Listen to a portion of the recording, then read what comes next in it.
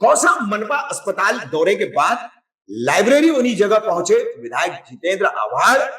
विरोधियों पर भी निशाना साधने की कोशिश, मगर लाइब्रेरी का खुलासा सुनकर चौंक जाएंगे आप।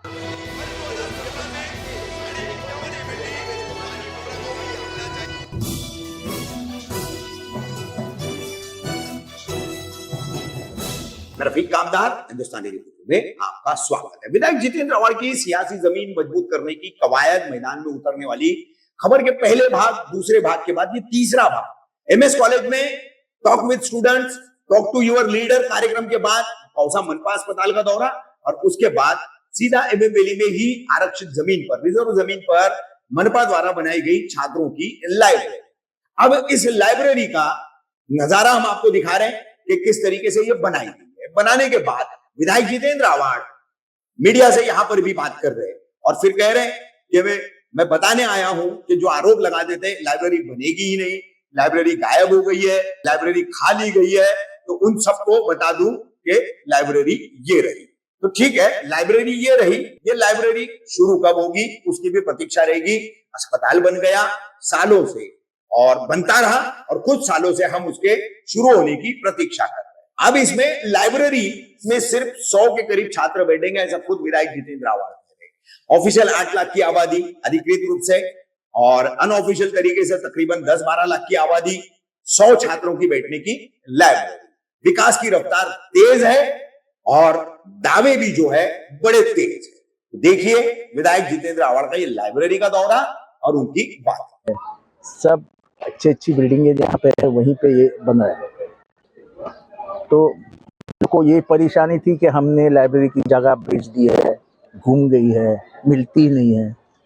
तो मेरे को उनको बताने के लिए नहीं आया हूँ मैं, आपकी जानकारी के लिए कि पूरी लाइब्रेरी तैयार है, थोड़ा सा फर्नीचर का काम बाकी है, आने वाले दिनों में हो जाएगा और लाइब्रेरी लोगों के लिए खुली हो जाएगी। कितना दिन लगेगा शुरू में? ऐसा टाइम लगता है, फिर आप बोलेंगे साहब तुमने बोला था 20 दिन, अब 21 दिन हो गए, तो हो जाएगा। लोग तो बोल रहे थे लाइब्रेरी होगी ही नहीं, लाइब्रेरी बनेगी ही नहीं, तो ये बन रही थी तब लोगों को पता भी नहीं था लाइब्रेरी बन रही। तो सर कितने कैपेसिटी है यहाँ पर बच्चों की? कितने ऐसा 101 बच्चे तो आराम से बैठ सकेंगे। ऊपर का फ्लोर का भी ये करके रखा है, पूरा इंतजाम प्लान है। तो ग्राउंड +1 की रहेगी सर? ग्राउंड +1 की रहेगी। सर बुक्स के ताल्लुक से क्या मैसेज देंगे? सबसे बेहतरीन सारी बुक्स होती है, लेकिन हम देख रहे हैं आज पीडीएफ का दौर है और डिजिटल दौर में बच्चे कहीं ना कहीं किताबों से दूर हो गए। क्या ये हम पढ़ने के लिए भी किताब रखेंगे, क्योंकि पढ़ना ये शौक है। अब सब डिजिटल हो गया, दुनिया डिजिटल हो गई, आप भी डिजिटल हो गए, कौन किसको रोक सकता है? उनकी जगह बुक्स की अपनी जगह अहमियत है। हाँ, तो वो अहमियत को माना जाएगा, रखा जाएगा, पढ़ने के लिए किताबें रखी जाएंगी। सर इस लाइब्रेरी का टाइमिंग क्या रहेगा? मैं अगर एजुकेशनल इंस्टीट्यूट को दे दूँ तो 24 घंटा लाइब्रेरी खुली रहेगी और कोई भी लाइब्रेरी 24 घंटा ही खुली रहनी चाहिए। तो प्लान आपका वही है, एजुकेशन इंस्टीट्यूट को देगा। लाइब्रेरी बनेगी तो लाइब्रेरी बन गई, पर लेट बनी लेकिन बन गए। लेट हुआ लेकिन हुआ। अभी मैं उसके ऊपर बात नहीं करना चाहता। कहते ना कि लेट हो रहा है, लेट हो रहा है। मैं उनको जवाब देने 14 साल लग गया सर बनने में, लेकिन बन गए। 14 साल सर लोग आके यहाँ पर वीडियो बना रहे हैं कुछ लोग, इसलिए मैं इधर कोई आया ही नहीं, इसको मालूम ही नहीं लाइब्रेरी की जगह क्या है। सर इसके बैक साइड से भी वीडियो बनाई गई थी, वहाँ पे दिखाई जा रहा है।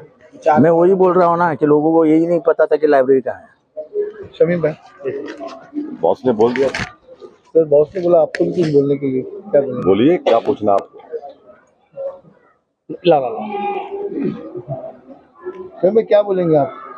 मैं सबसे पहले हमारे नेता डॉक्टर जितेंद्र आव्हाड साहब को मुबारकबाद पेश करता हूं कि आज हमारे शहर को एक लाइब्रेरी मिली है। अभी आपने साहब से पूछा कि कुछ लोग आकर के पूछते हैं कि लाइब्रेरी कहाँ है, कब बनेगी। तो घर में बैठने वाले लोगों को क्या मालूम कि लाइब्रेरी की जगह क्या है, लाइब्रेरी कैसे बनती है, उसके लिए फंडिंग कैसे आती है। तो ये सब बातें फजूल की बातें हैं, लेकिन शहर के लिए एक अच्छा काम हुआ है, उसके लिए मुबारकबाद।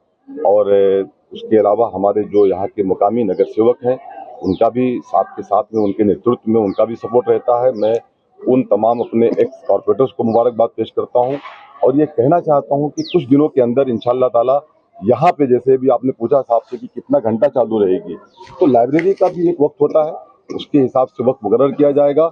और यहाँ पे मैं जैसे कि ये माइनॉरिटीज हल्का है, माइनॉरिटीज इलाका है, तो यहाँ पे मैं ये भी कहना चाहता हूँ कि उर्दू की किताबें भी होगी और यहाँ पे काफ़ी लोग उर्दू अखबार और उर्दू किताबें पढ़ते हैं, तो इस तरीके से एक बेस्ट प्लान करके इंशाल्लाह ताला इसकी शुरुआत किया जाएगा। और तो एक चीज है कि मुमरा शहर में ट्रैफिक को लेकर शहीन खान साहब ने मुहिम छेड़ी थी और कल उन्होंने जॉगल्स भी दिया, कुछ जैमर दिया है, लेकिन सर कुछ स्टोर जो बने हुए टीएमसी के सर्विस स्टोर वो चालू नहीं है सर। शिमला पार्क के नाके पर वहाँ पर अवैध पार्किंग लगी है सर, उस पर कब ऐसा कार्रवाई? है कि शहर के आवाम को थोड़ा सा सोशल सेंस आना चाहिए। अभी एमएस कॉलेज के लड़कियों ने भी शमीम खान भाई का नाम दिया कि उन्होंने बहुत सारी बसेस लाई, लोगों को मालूम है। पर ट्रैफिक का मसला जो है, ये ट्रैफिक का मसला आप भी ये समझ के चलो कि आपके पास एक ही रास्ता है और पॉपुलेशन यहाँ से शील तक बढ़ती जा रही है और शील तक यही एक रास्ता है। हमको दूसरे रास्ते का प्रयास करना पड़ेगा।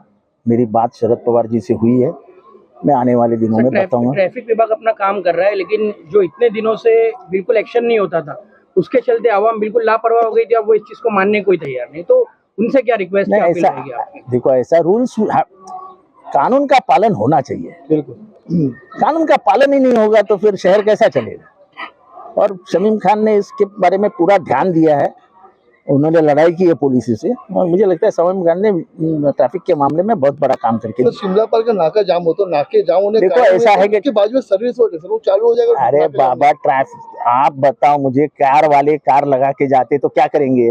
गुलाब मार्केट के बाहर कार लगा देते हैं, तो ड्राइवर को कहाँ ढूंढने जाएंगे? अभी जैमर्स आ गए हैं। जैमर लगाएंगे तो अभी तो टाइम तो दो ना।